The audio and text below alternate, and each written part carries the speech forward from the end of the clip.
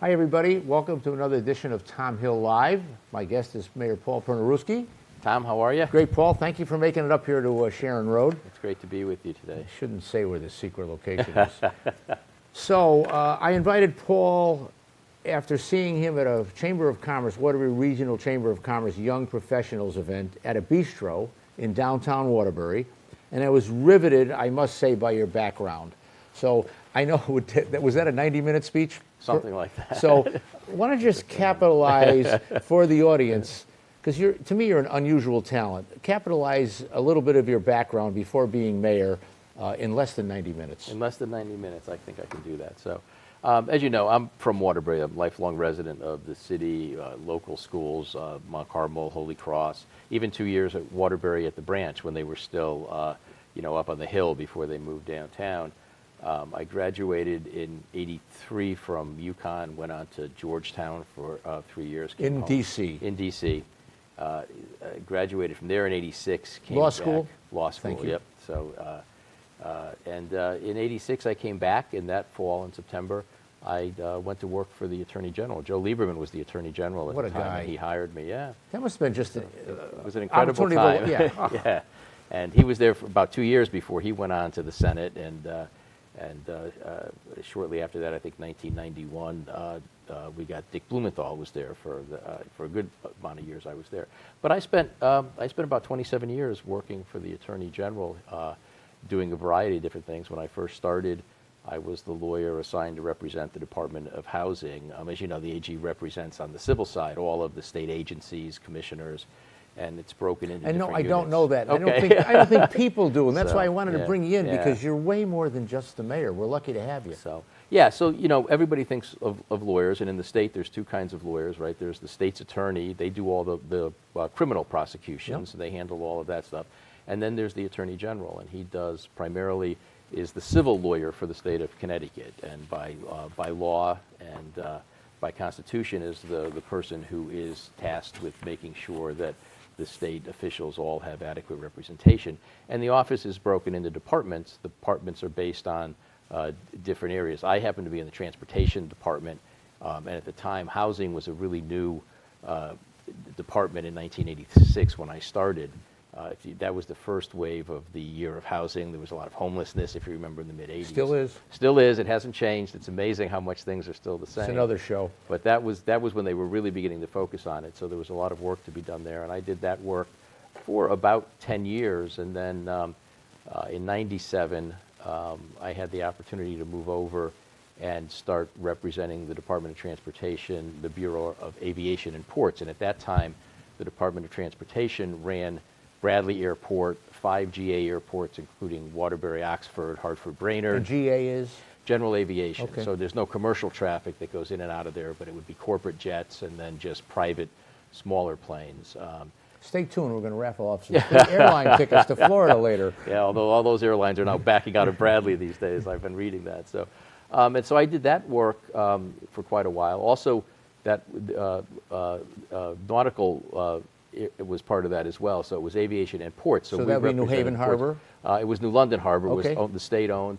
But we also oversaw all of what are called marine pilots, which are the individuals who ride those small boats out to meet the large boats coming in. Tugs. To be able to get them in and pilot those boats in. And I did that until about 2011. And at that point, if you recall, the Governor Malloy had come in. And there'd always been some talk about privatizing the airports. And I think a lot of the state officials, the state lawmakers, always thought that if you privatized the airport, you could suck out all the money they were making and put it into the general fund. But you can't.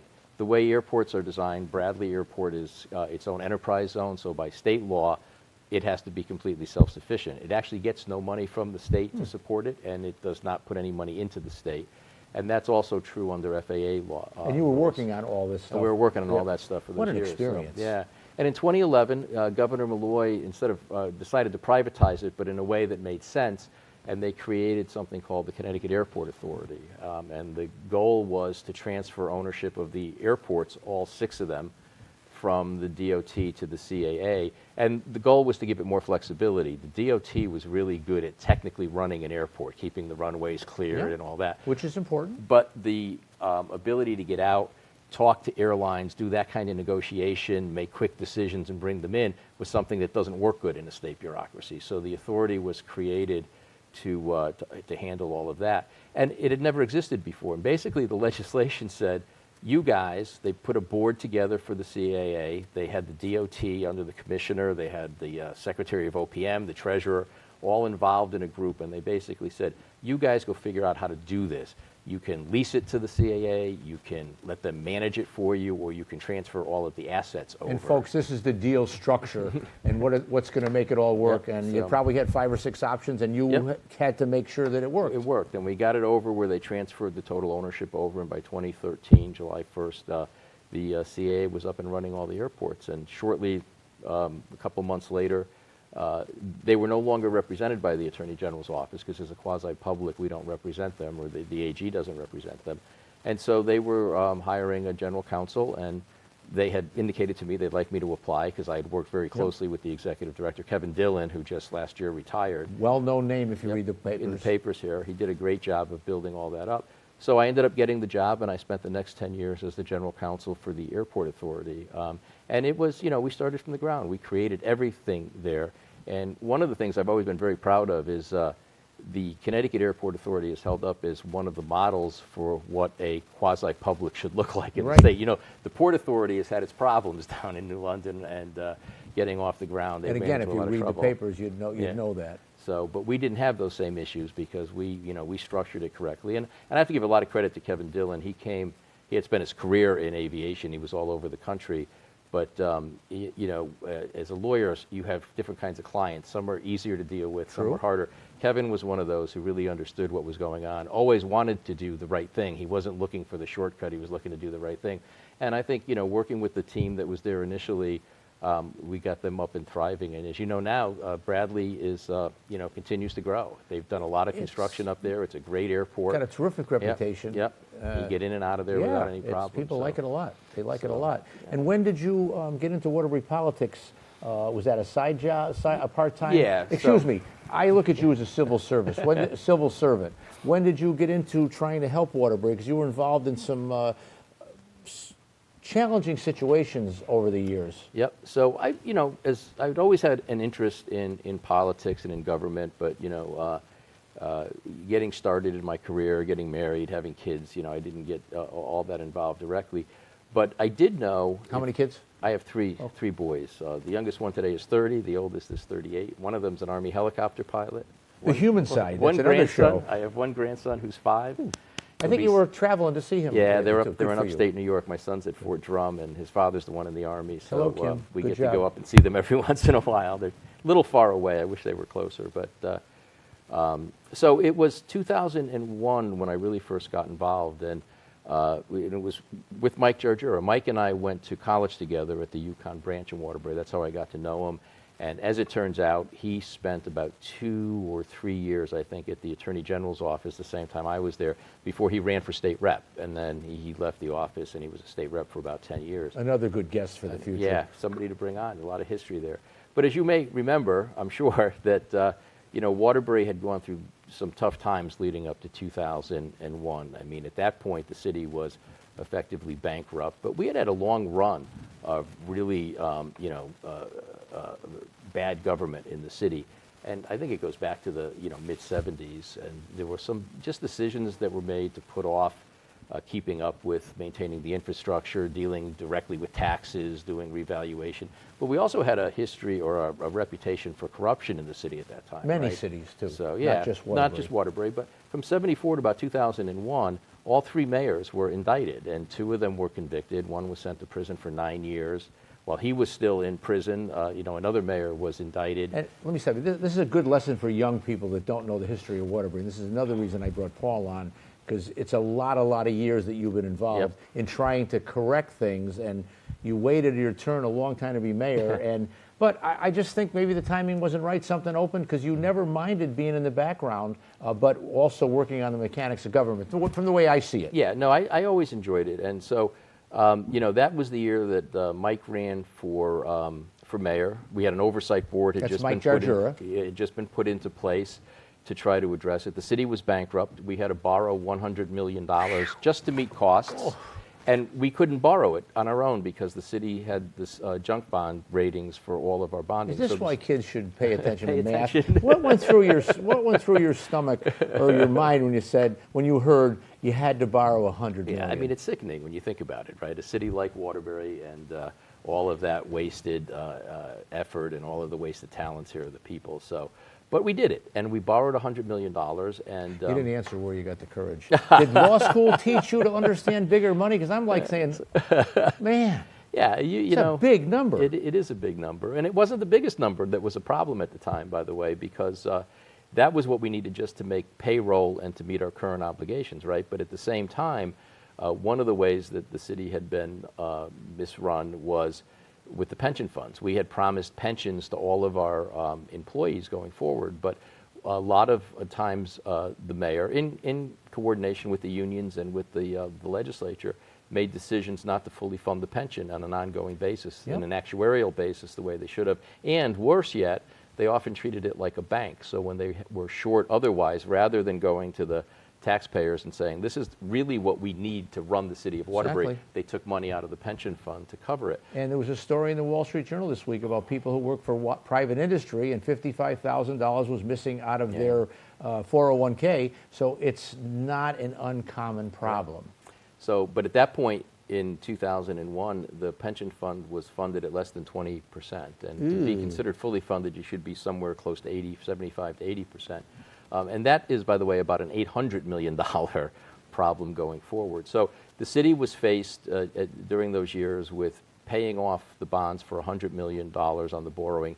And then we were required by the Oversight Board to also put into place, make the actuarial payments that were due to the pension fund, plus pay catch-up payments to try to get it fully funded. And we did that until about 2007. And at that point, the bond market was in such a good place for us that we were able to go out and issue pension obligation bonds. Kind of like a refinancing of your house right. and to clean up your bills. And don't worry, we're giving you the history, but we're going to get to all the positive stuff shortly. You're doing a great job. Thank Paul. you. No, so, but that was, so we could, those bonds will be paid off. They're 30-year bonds, so those will be paid off in 2037. And I just want to give, one of the reasons I bring that up, and I know it seems like ancient history to a lot of people. I think it's important to know how we got here. But we're still paying those bonds off till 2037, and I want to, just give you a sense of where they are with that. So those bonds plus the health benefits we promised to retirees that we never funded either. They're called OPEB, other post-employment benefits. That number for the current fiscal year is $86 million is what we're paying. We have a $440 million budget, so we pay $86 million off the top to cover obligations that were incurred and never properly accounted for. And so the mill rate this year, and we can talk a little bit about the tax structure here and how things changed 3 years ago. I know there's this narrative out there that somehow we've raised taxes, and it's true, but not because we raised spending. It has to do with the market that was out there, but we'll talk about that in a minute. But the mill rate this year is set at 44.98, so say it's about 45 mills. Out of that, 16 mills goes to pay these pension obligation bonds and the health benefits. The mill rate in Waterbury, if we weren't making that payment, would be 28.7 mills. And I think you could look at that as a very competitive mill rate. Legacy costs for bad management. Right.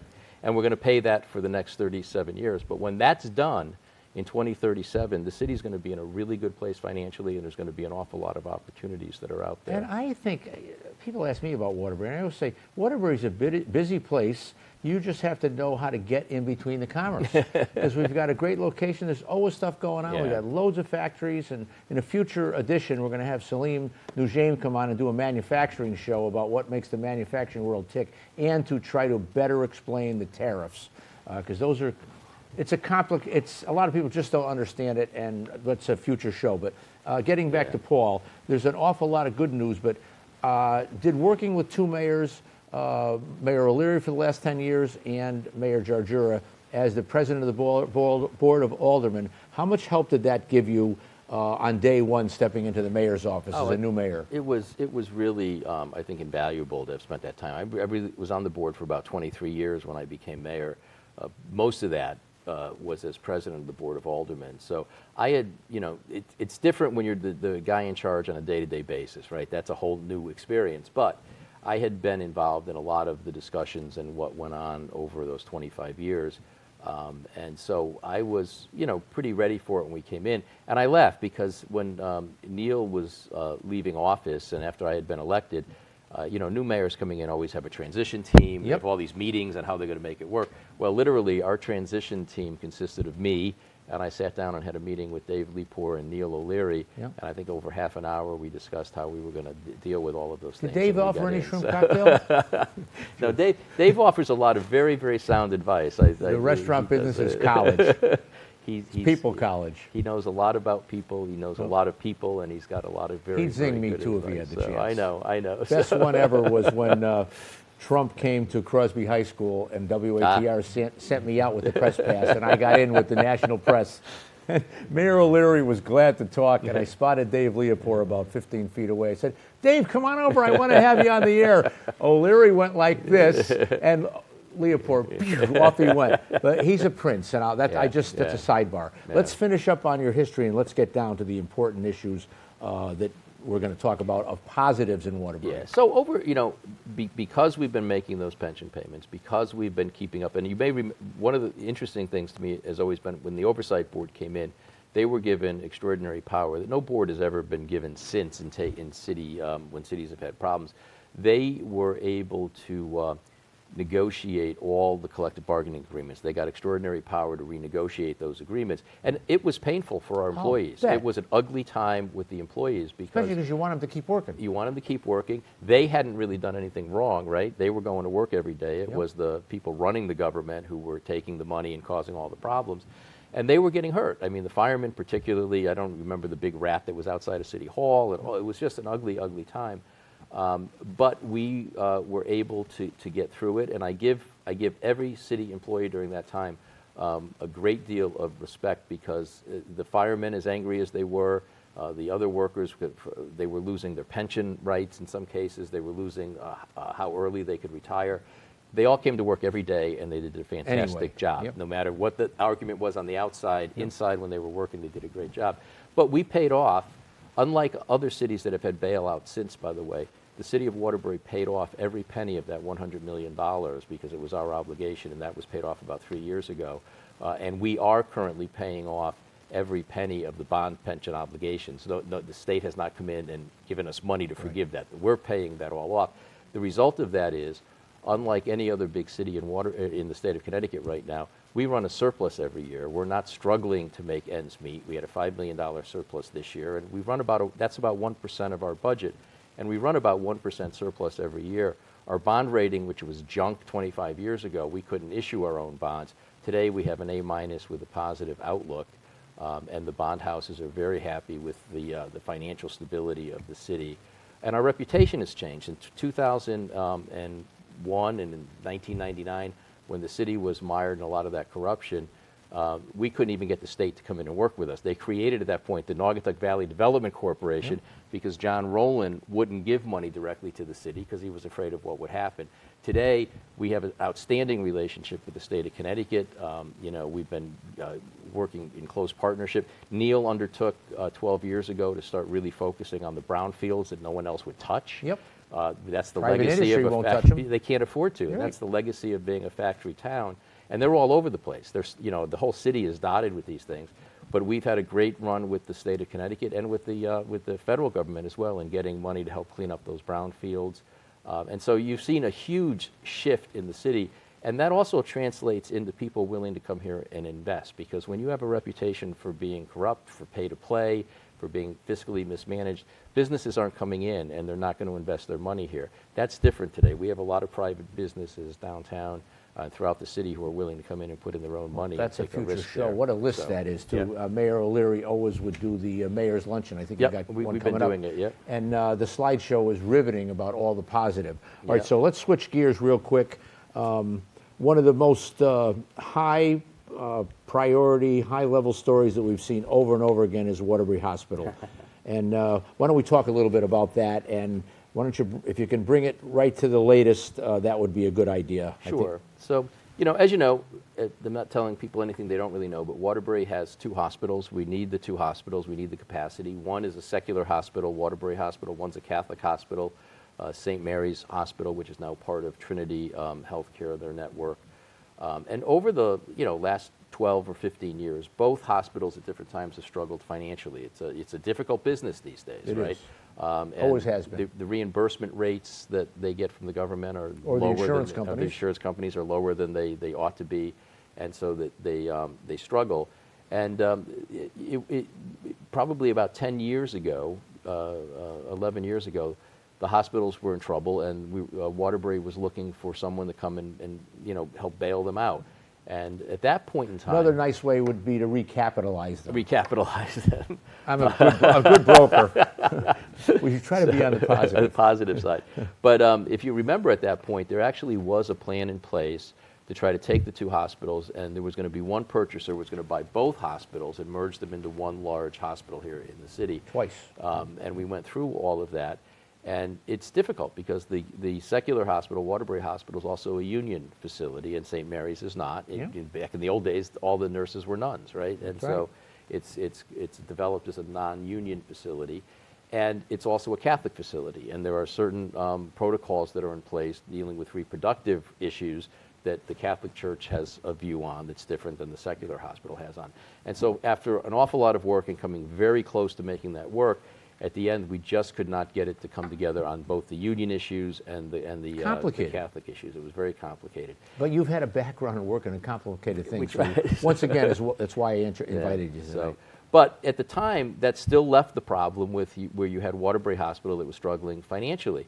And so the one entity at that point that was really interested in buying it happened to be Prospect Healthcare. And they went through the whole process, the CON process, the Certificate of Need process, went through the state regulators. I will say that the city, supported that acquisition at the time. They started out with a lot of horsepower. Yeah. They were well capitalized. Yep. And they started out terrific. But as you say, with the hard to get the right reimbursements from the Fed and the insurance companies over time, and then they became bad business practices. Right. And we've been reading I think the Republican American Hearst has done a heck of a job with the reporting. It's very detailed, but boy, it's complicated. It's complicated. Paul Hughes has done a great job with it, but now we hear that UConn Health Center is talking about possibly buying it. I know it's not a done deal yet, but is there any news on the auction was supposed to be yesterday, and it's probably postponed again. Yeah, I don't for think Waterbury. I don't think they've put the bid in yet for Waterbury, but UConn Healthcare is going to put a bid into the hospital. I think they're talking about something like $13 million as the bid, but there's also a part of the deal in which they would put in somewhere close to $400 million in capital. That would buy Waterbury Hospital, and they would also be looking to buy 2 other hospitals, Bristol and Day Kimball. Yep. Plainfield. Plainfield, right. And create sort of their own network in state with the facility in Farmington. And so that $400 million would be among the 3 of them, the bulk of it going to capitalize Waterbury Hospital and bring it back up. And this is all, if you want to read, this has all been in the Waterbury paper. Very interesting. But again, complicated things take a little more time, and the bankruptcy system is really messy. You're a lawyer, I've had trouble following this bankruptcy, and I was never a bankruptcy lawyer. But what complicates it even more is what Prospect did, which was to split off the real property from the hospital, sold the real property. Sale-leaseback, sold the property to a separate entity that owns it. And so when you go into the bankruptcy, that complicates it because this entity is bankrupt, this entity owns the property. And messy. It's been messy. And it's been messy for us because we are owed taxes on both the property, real property and personal property. And with the way the deal has been structured, the bankruptcy has been handled really going forward. And the judge, and I will say to her credit, has put a great priority on keeping the hospital viable, which means she's allowed them to borrow a lot of money post-bankruptcy, which they've done. But that puts it ahead of everybody else that's out there. So, we're owed somewhere in joint taxes about $22 million at this point with interest and penalties and all the rest. And I think we're going to come to terms and get some of it back. We're not going to get wiped out completely. There was a time we thought we might.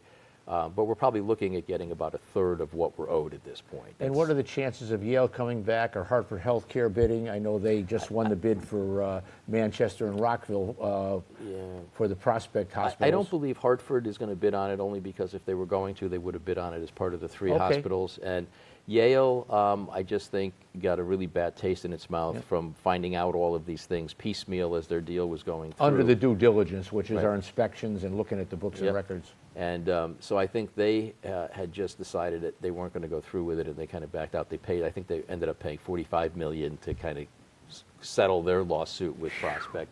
And just get out of the deal. So I think they're kind of done with it at this point. So our best hope then to finish this discussion for the moment is the Yukon Health Center. Yep, I think that's hopefully they'll be able to get in there. Well, my major goal right now is to see somebody get in there, take over that hospital, who's going to run it as a hospital, not suck all the capital out of it. Which was the problem. Right, and make sure that we maintain the capacity, because we need both hospitals. We need the ER capacity, we need the bed capacity, especially, we're coming into the season of the year when a lot of people are going to be hospitalized with flu and other things. And, it's critical that and people in Waterbury, there's hospitals in the area, but a lot of the people who live in Waterbury don't really have the ability to get to a hospital in Middlesex or get to a hospital in Haven. You're right. And even if they can get there, it's a hardship for families who can't go visit people Without in question. the hospitals. So. And just to the audience, if you weren't reading this closely, Prospect Medical was set up as a private equity company, and they're more interested over time taking the money out they put back in. So that's one of the big problems that is trying to be solved. Right. And I think you mentioned Mr. Blumenthal earlier. Our government is trying to pass laws that private equity can't invest in hospitals, but that's another twisted tale for another time. And it's not. And I at this point, we're so burned by it, I would agree with it. But one of the things we can talk about today, PAM Health Center, is actually a private equity or a private for-profit hospital that's building in Waterbury, and they've got a great reputation. So it is possible to do it if you do it right. And if you go out to Reedville Drive and Harper's Ferry, you'll see it going up and looking really, really good. $35 million acute care rehabilitation center, 42-bed acute care hospital, offering state-of-the-art inpatient rehabilitation services for individuals recovering from injuries, illness, and disabilities. And what do you say, about another year till that's open? It may be even quicker than that. I don't know if you've seen it lately. They're moving right along on that. I've been impressed by how quickly they've gotten that up and running, and that's going to be a big benefit to Waterbury as well. Not only will it help the tax rolls, because this will be a for-profit, but this is the sort of facility that Gaylord is down in Wallingford. So for people from this area who need that kind of rehabilitation care, they don't have to go all the way to Gaylord. They'd be able to stay right here in Waterbury and get the care. And I think PAM would have been open by now if the CON, Certificate of Need, process didn't take so long. Is there any talk in the legislature about, I know there's in the papers, they're saying, they got to get them done faster, so did the governor. Any news on whether that'll get more streamlined? They're pushing it to try to do it. They did do it for our particular case in Waterbury. So they did pass a law last year that will streamline the process for any new entity coming in to buy the hospital. They will not have to go through all of the same length of time, because it took well over a year to get that CON, which is just ridiculous. This, I think, under the new statute that was passed, any entity buying Waterbury Hospital, they will have to do it within 60 days. So it'll turn it around. But the CON people, to give them their due, they explained that it was a very complicated process, a lot of due diligence on their end. So I'm not throwing any punches here. Okay, so let's continue on the economic development side, because I'm in the deal-making business. Even private industry, it takes a year or two to get something done today. Nothing's easy. All right, so let's talk about Amazon. I saw on Facebook a lot of people up there for an opening and celebrating the steel erection. Yep. So, Amazon, we've owned the industrial park that straddles Waterbury and Naugatuck in the south end for forever. As you know, over the years, there have been various iterations of proposed projects, from a dog racing track to a casino, and I think there's a stadium down there. What was the type of movie theater that the La Flammes were going to put in? The fancy one. I wish like that the IMAX. Yeah, IMAX. So there's been a lot of good projects, and I think Cornerstone wanted to put a giant industrial park in there, but I think they got knocked down by the highway improvements. That could be when they Before were your going time. down. Yeah. No, it's been a long time, and I know there are all these iterations. And so, a couple of, and as you know, that property sits partially in Naugatuck, partially in Waterbury. It's about 50-50. So a few years ago, we decided to go back out to bid again. Mayor O'Leary really, led the charge on that. But he decided to do it in conjunction with the city of, or the borough of Naugatuck, with Mayor Hess. And they came together and did it, put it out for an RFP, and Amazon was looking for a facility, and they bid on it. And they, they have been really diligent about getting in there. So They have. They started. They took about a year extra to do their due diligence because the market changes. And so I know some people were concerned they might pull out, but we were pretty confident they would stay because when they were going to close places, they backed right out. Here they asked for the time, but they came back. They finished their due diligence. They started clearing the site about 4 months ago, and today they've got the basic foundation is down, and they're starting to erect the steel. Which way did you drive in? Up from the Waterbury side. So Okay, the new road or way up through the industrial park? Way up through the industrial park. The other road wasn't quite open. And what did yet, you think when you were on? Is it the biggest pool tabletop you Oh ever my saw God! up Yeah, there? no, it is amazing. And if you were there 6 months ago, it's quite impressive because it was nothing but rock and trees that are there, and they've got that all blasted out. They've got the trees down, and they're moving right along. This is on track to be open by 2027, and I think that they are definitely going to meet that It's a timetable. monster. It's a giant building. Yeah, yeah. 6 stories, I think? It's 6 stories. It's going to be 3.2 million square feet. And it is, I don't know if you've ever been inside one. We took a tour early on in the proposal process to take a look at the one up at Windsor Locks, No, just outside I the have airport. not. And it is quite impressive. Was that when you get multi-story inside. as well? It's just about this size. I think this one might be slightly bigger. And this one is going to be, these things are built like pads. Each generation gets more technologically Exactly right. advanced. So this Yep. is like, the 4th version. But the inside is just with the robotics and the electronic equipment in there is just extraordinary. What do you know to get in about there and jobs see. for people in the audience that might want to get one? They're looking at 1,000 jobs between full-time and part-time jobs there. A lot of opportunities for people.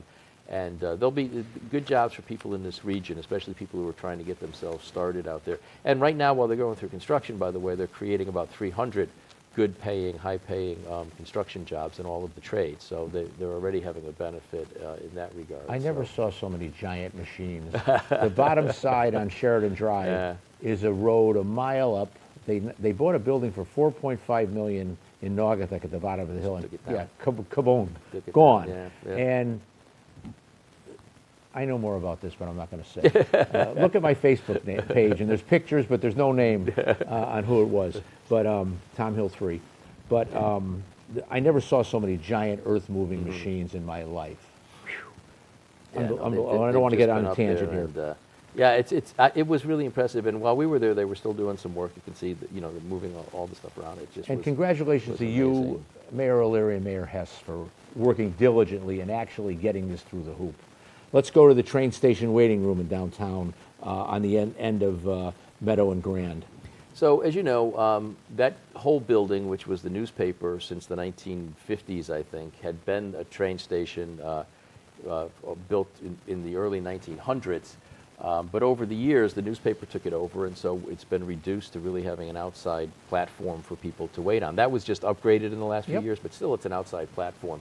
So DOT has committed just over $35 million to taking what was, and that was a fully operational train station. It was the baggage handling room there at the end, and they are going to turn that into an indoor waiting area for people, so they will no longer be out waiting Love it. in the elements. They're also going to upgrade the platform itself. They're going to upgrade the ticketing system, and they're going to, just make a much, much better experience. That line from Waterbury to Bridgeport is the fastest growing rail line in the state of Connecticut right now. And while during COVID the numbers fell way like they did for everything else, we are actually back right now at numbers that are starting to exceed what the pre-COVID numbers were. And they have made, it's just opened up a lot of opportunities for people in Waterbury.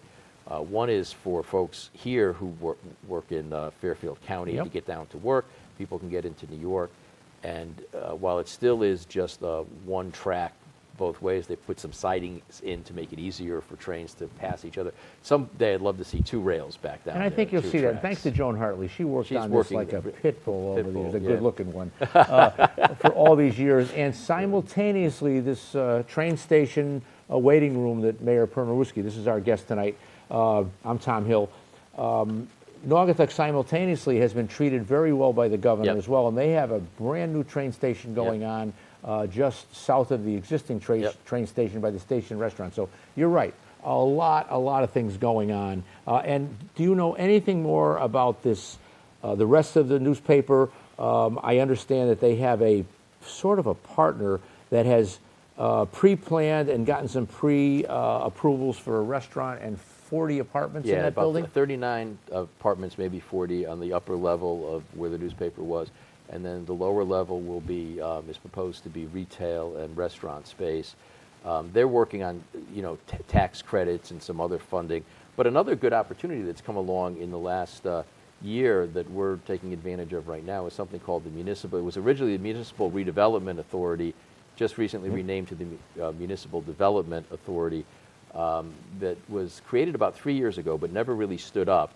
And this year, the governor stood it up. They've got it funded to the tune of $90 million, and they've got staff, which is right now 1 person, David Corris. Good man. Excellent man, right? So, there's a whole process for municipalities to opt into this program. Are you in yet? We've been doing it. We're at the final stages. You first have to express your intent, then you have to submit in your central business district maps, your zoning, so that they can see what you can do in those areas. We've done all of that. I think we're at the point now where we're just waiting for the final approval, which we should have by November. Once that's done and we sign the MOA with them, that opens up an opportunity for developers in the city, in the central business district, and within half a mile of the train station, which in Waterbury, that half mile is within the central business district, to tap into that $90 million. So some of that money can be used for the train station. Some of that money can be used for some property we have on Freight Street. There's a lot of opportunities there. And we'll get to that one. Go ahead. I see this really coming along. These guys are moving it along. And it's This mayor's a huge. fountain of information. Thank you for coming prepared. I haven't gotten to my questions, and we have some others, but let's keep rolling here. Sure. I want to skip over water and sewer for a minute and come back to that. But nearly 200... I'm about done with water this month. So. I've seen you in your hard hat. Not many mayors do a press conference in front of the dirt piles and the spraying water. Did you have your boots on? I did not. Okay, so let's just skip ahead, though, for downtown. Nearly 200 new rental units, many open already and many under construction. Right. So we've had a huge interest with about 3 developers who've come in from New York, just visiting the city or people in the city who fell in love with it. And I think you can understand why. You go into downtown Waterbury, see that architecture. It's a beautiful place. And they have, between them, bought 11 buildings themselves, 11 historic buildings.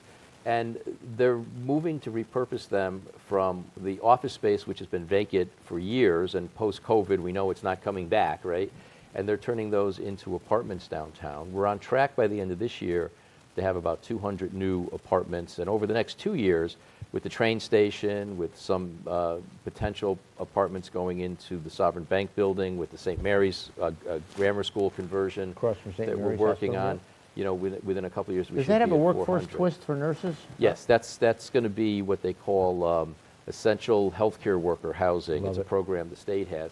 But you're looking at these guys coming in and doing all of those conversions, and as they do them, and as the units become available, they're filling up. It's not as if they're trying to market them; they're filling them as they finish them down there.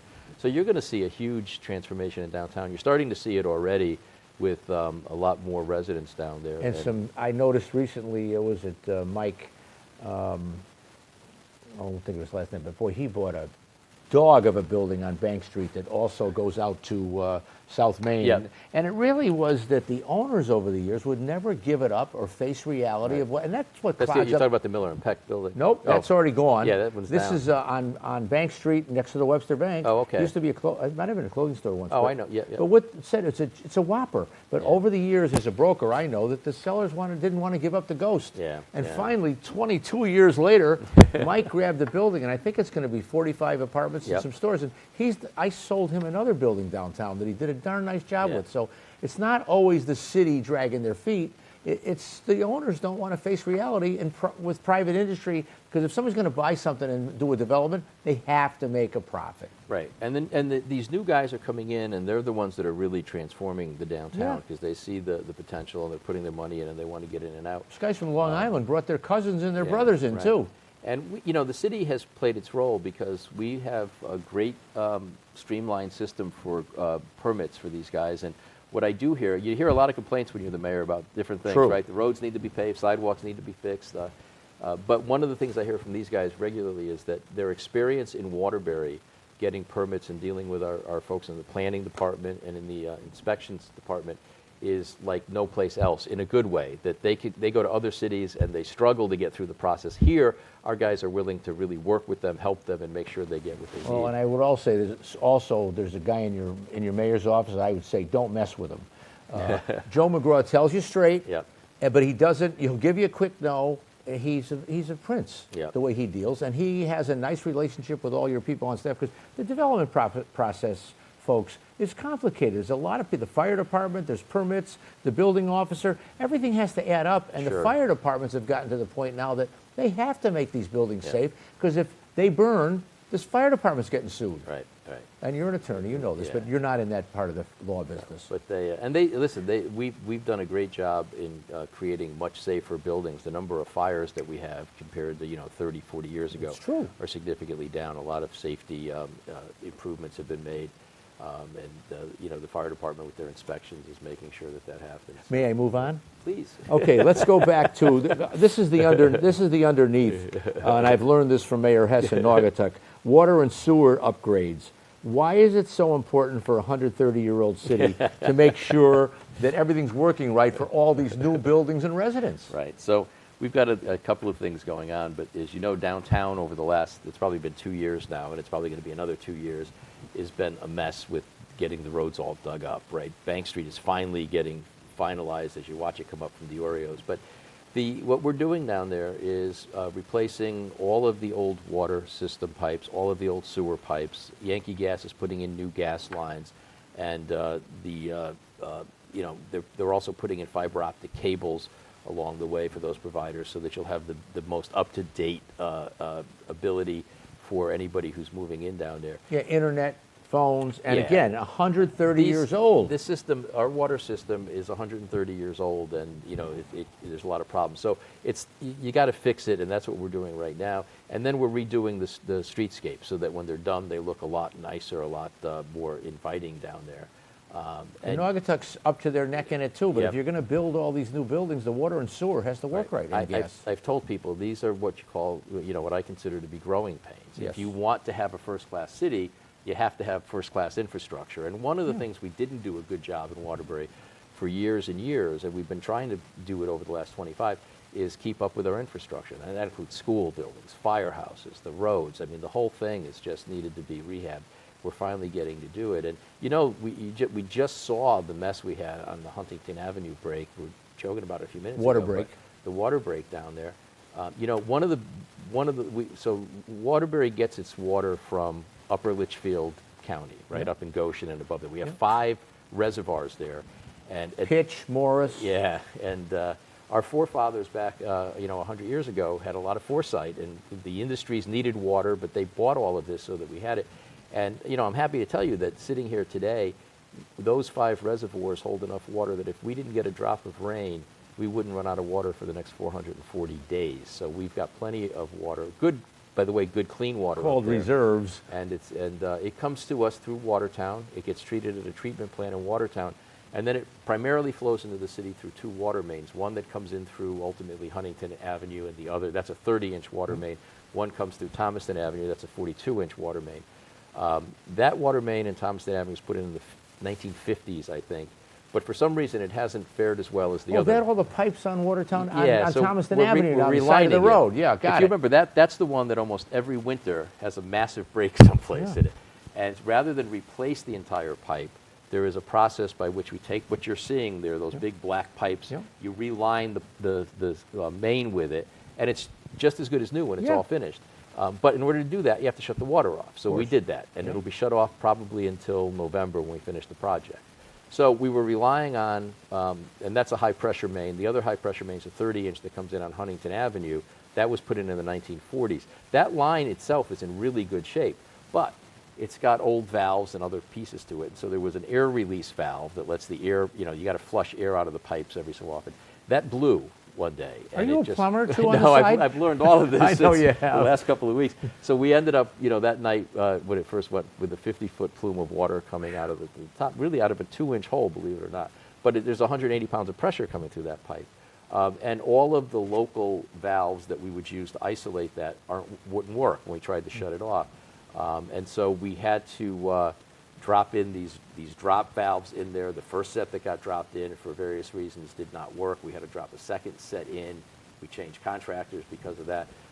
And in order to do that work, because the pressure was 180 pounds, we had to get it down to 100. We had to shut off, the only way to shut the water off coming into the city. Yeah. The other line's not working, we had no water. And we really did inconvenience a number of residents over a couple of days trying to get that fixed. But that just goes to show why it's so important to keep up the maintenance, because you run into these problems. This is the So- unglorious part of the job, Mayor so, Paul. no, it was ugly for a while. Hey, you get your feet wet, you go do what you got to do. And the water is running through that pipe now, but we haven't replaced the valve yet, and we're not going to replace that valve that broke until it's shut off, so it's not leaking. But we won't replace that until we get the Thomaston Avenue. Okay, this line is like back when I up was and on Talk of running, the so- Town. That subject is done now. We're moving along to Freight Street in downtown Waterbury, 22 acres on Freight Street next to the Naugatuck River Yep. and next to downtown. So you remember that's the parcel that, they were part of the rolling mills for the foundries back in the day. Anaconda, Yep, American Anaconda Brass. was down there. EWR was the probably most recent group that was down there that people would know about for years with all the litigation around there. Well, that project, is another brownfield. We got money for that. We did some cleanup of the buildings, and then over It's a the nice last flat couple site of now. years, took it all down. Last year, we got the last building down. So that's now about 22 acres. We just got a grant from EPA to go in and do some final cleanup. We had mapped out some of the issues. Bad news is, I just learned yesterday that because the EPA folks have been furloughed because of the government shutdown, that while the money is there, progress is going to be slowed because there are certain approvals we need from EPA officials who are not working because Yep. they're furloughed. So that'll slow that down a little bit. But we will eventually get that cleaned up, and we're going to go out and we're going to look for a developer to do mixed use there, where you're That going to would be have a TO residential. TOD? It would be a TOD, walking distance to the train station. That 90 million, some of that would be available for this. Through the MDA with, we talked about that before with David Kouros. Kouros. David Kouros was an expert in Bridgeport, so Yep. he knows how Waterbury Yep. works. No, when he first came down to see us, we had a great conversation. We've had him here 2 or 3 times since to discuss these things. But that'll be a great mixed-use area with housing, retail, commercial, all in there. Good location. when we get Anybody going. know what TOD is out there? Transportation-orientated development. It's the That's hot word, and all over Connecticut, anywhere near there's a train track, Governor Lamont is very helpful with Yep. trying to fund these things so people can not drive on the highways. Yep. Am I missing anything that Nope, I not think trying to you- cut you off. We nope, only nope. have 10 minutes left. You got to talk That's twice amazing. twice as And fast. I used to get yelled at by court reporters for talking too fast. Well, imagine. not here, and we will invite you back. Let's see. I'm going to skip the Yeah, the other- I'm going to skip the exciting new businesses, the- but you know what? I want to talk about public safety because I was the announcer for the third time Sunday at the Saturday morning, and you came. Thank you, St. Vincent de Paul Society. He showed up in his suit and he said, "You're going to run in the suit?" And if you look at my Facebook page and others, he had his race number on. But with that said, the Waterbury Police, they run the best race with the motorcycles. They're the most pleasant, nice fellas. Every city has some undesirables. Our police department does a great job. So could you talk a little bit about this gigantic paragraph on public safety? Yeah, so we have, like all urban centers, I think there are misconceptions about how the city is unsafe, and that's a refrain that I hear from a lot of people for their own purposes, really. The reality is that, in 2019, Waterbury had the lowest crime rate it had had in its history. COVID hit, like a lot of places, crime spiked in all kinds of ways. But Bored people cause trouble. Yep. And post-COVID, those numbers have come way down again. So we are now seeing a lot of work. But two things happened during COVID right around the time of COVID that exacerbated that, right, with the police department. We should have 300 officers in Waterbury to fully staff our police department.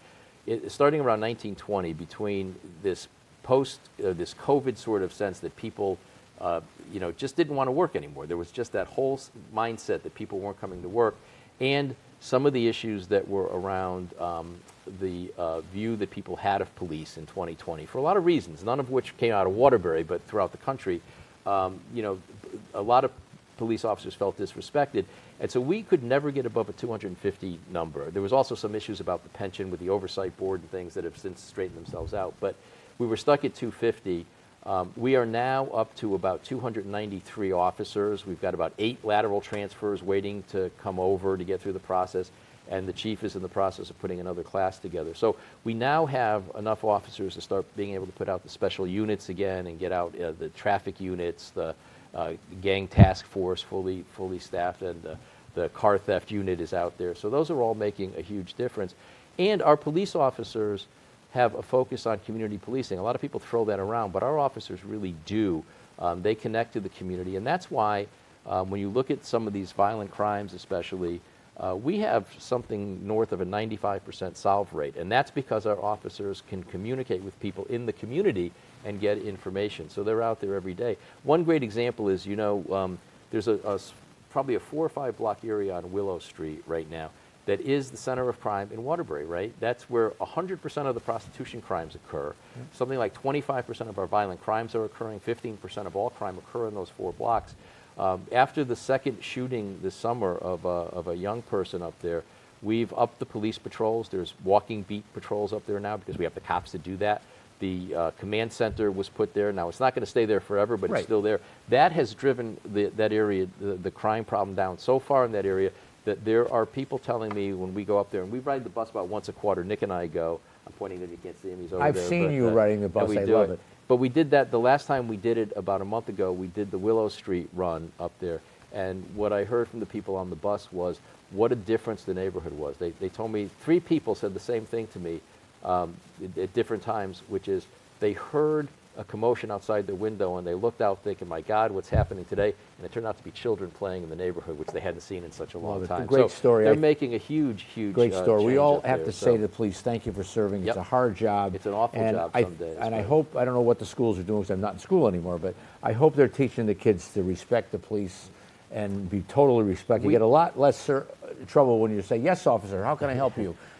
We have a great cadre of school resource officers in the middle schools and the high schools who engage with our students in a way that's not frightening. It builds trust, it builds a relationship. The other thing that our police do that's really beneficial is the PAL program, right? The Police Activities League. Strong. 4,000 kids a year go through that program, and they get to deal with police as coaches, as mentors, as people who are helping them. And that makes a big difference in the ongoing relationship. PAL, I think we've been awarded many times around the country. Right. Our PAL really stands out. Yeah. And thanks to Mayor O'Leary and all the police officers, Maya. Yeah. And I try to go to their fundraisers when they have them. Yeah. And even a guy like Jim Smith runs PAL, Jim and his wife, PAL fundraisers. Yeah, awesome. They do great things. I'm just told we only have 5 minutes left. So is there anything that's the most important thing that we missed for the moment? No, I think we've gotten a lot of what's going on with the development. I think the last thing I would just like to mention is what we're doing. We talked about the police department. I want to just mention a little bit about the fire department, because we have a great fire department as well, by the way, and a lot of really terrific people there. Right here. But one of the areas that we have neglected historically in this city is our firehouses, right? And we expect firemen to spend, they now work 24-hour shifts. We expect them to spend 24 hours in a firehouse. And I was appalled when I walked through some of the firehouses in the city. Having been in college and law school and knowing how students live, these places were far worse. And so we have really continued a program that was started in the last year or two to upgrade the firehouses. We just reopened one on Willow Street that was completely redone.